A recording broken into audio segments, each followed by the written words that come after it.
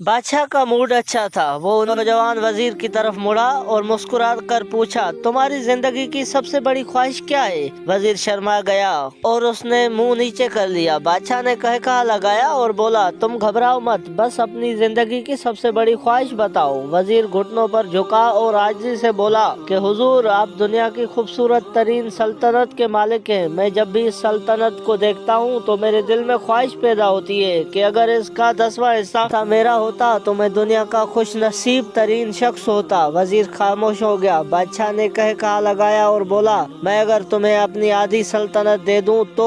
वजीर ने घबरा कर ऊपर देखा और आजिज़ी से बोला, बादशाह सलामत, ये कैसे मुमकिन है? मैं इतना खुशकिस्मत कैसे हो सकता हूँ? बादशाह ने फौरन सेक्रेटरी को बुलाया और उसे 2 अहकामात लिखने का हुक्म दिया। बादशाह ने पहले हुक्म के जरिए अपने आधी सल्तनत नौजवान वजीर के हवाले करने का फरमान जारी कर दिया। दूसरे हुक्म में बादशाह ने वजीर का सर कलम करने का आर्डर दे दिया। वजीर इन अहकामात पर हैरान रह गया। बादशाह ने अहकामात पर मोहर लगाई और वजीर की आंखों में आंखें डालकर बोला, तुम्हारे पास 30 दिन है। तुमने इस 30 दिनों के अंदर इन 3 सवालात के जवाबात तलाश करने हैं और अगर कामयाब हो गए तो तुम्हें आधी सल्तनत मिल जाएगी और अगर तुम नाकाम हो गए तो पहला हुक्म खारिज समझा जाएगा और दूसरे हुक्म के मुताबिक तुम्हारा सर उतार दिया जाएगा। वजीर की हैरत परेशानी में बदल गई। बादशाह ने उसके बाद फरमाया कि मेरे 3 सवाल लिखो। वजीर ने लिखना शुरू कर दिया। बादशाह ने कहा कि इंसान की जिंदगी की सबसे बड़ी सच्चाई क्या है?